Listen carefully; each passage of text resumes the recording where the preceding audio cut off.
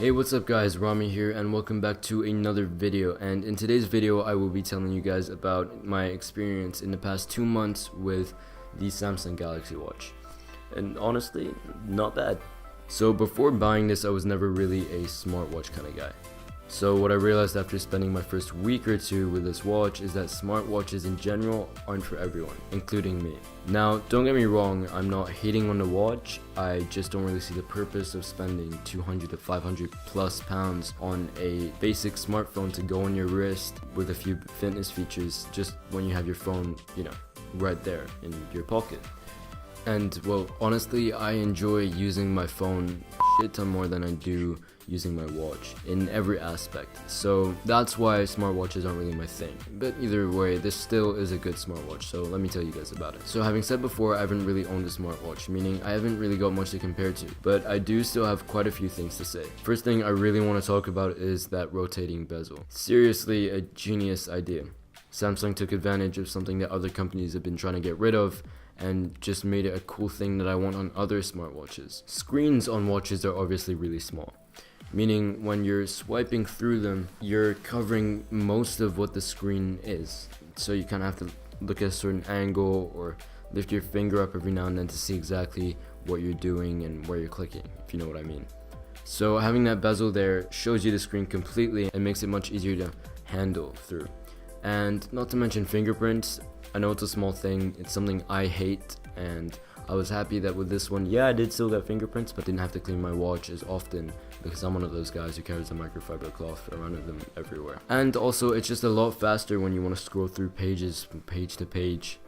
You can get everywhere much quicker, and it's a really smooth, subtle experience that I just really enjoy. And it makes the user experience with this watch about 10 times better than it would have been without. So like I said in my unboxing, something I love about this particular watch is the low profile design. Unlike the Apple Watch and many other Android watches, it doesn't scream I'm a smartwatch by having these funky designs. It just sits there, it's very clean, it looks like a standard watch. You can buy your own straps to customize it and make it suit your personal look, and you don't have to worry about it not being classy or sporty enough for the event that you're going to. It will work everywhere. And it's comfortable, so there are no complaints there. So aesthetics wise, it's pretty good. And something I just wanted to throw out there is that even though this is a smartwatch screen, it's just still a complete pleasure to look at. And it's not really a surprise coming from Samsung.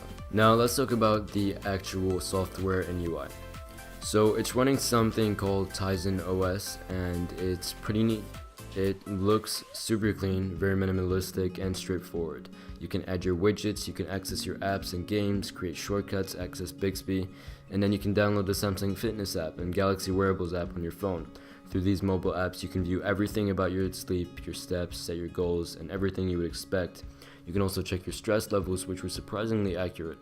Then from the Wearables app, you can download third-party apps and games for your watch, or download different watch faces. Then you can download some photos to your watch to use as your background. All small but cool things. It's a simple and user-friendly UI. The fitness was pretty cool. I've never used a smartwatch before, so I don't know whether this is just a Samsung thing. But it just did help when I was at the gym. It would count the things for me, it would vibrate when I was done. You just focus on pulling the weights, no numbers, no nothing. And it's a small thing, but it's just nice to have a kind of assistant there. Final thing I want to talk about is something that's extremely important for a smartwatch, and that's battery life. And you're not going to like this.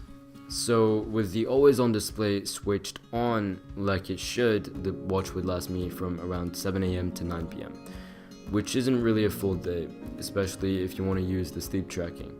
Bear in mind, this is with the brightness at around halfway and barely playing a few games. Now if you turn off the always on display, then with similar usage as before, it would be on roughly 30% by 9 PM.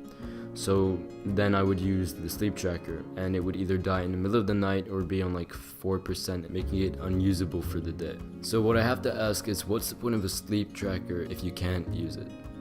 So battery life being an extremely important feature completely fails with the Galaxy Watch, so that's not good news at all. And when the watch first came, the always on display was automatically switched off, which is kind of weird for a watch, right? It's supposed to always be on. But Samsung's excuse for this is when you turn your watch up, it should turn on when you raise it to look at it. But the thing is, it does that only around 60% of the time. And that's something extremely annoying, because when I just want to have a look at the time, it doesn't work all the time, and I have to either click on the screen, turn around the bezel, and that doesn't even work sometimes. Sometimes I have to fiddle with it a little bit more. And it's a small thing, but it's so irritating and completely ruins the flow of things. So my conclusion is that this is a nice smartwatch. It's not bad, but there's nothing that really sells it for me. The one unique thing it has is the bezel, and that's pretty much it. Though when I look at something like the Apple Watch, I see many different unique things, really making the Apple Watch one of a kind. But then again, Apple Watch doesn't work with Android devices, so it's a little bit hard. And it does have a few disadvantages to the Galaxy Watch. Anyway, if you're an Android user, I would do your research and look at other watches before you might want to go buying this one. But if you're an iPhone user, I would definitely go with the Apple Watch. Don't even bother about going with the Galaxy Watch. Anyway, I hope you guys enjoyed this video. If you did, leave a like and subscribe. If you didn't, you know what to do. Go check out my Galaxy S10 videos and my AirPods review and my AirPods 2 everything you need to know video. And go check out my Instagram and Twitter at the Ramy El-Naggar and my latest website, ramyelnaggar.com.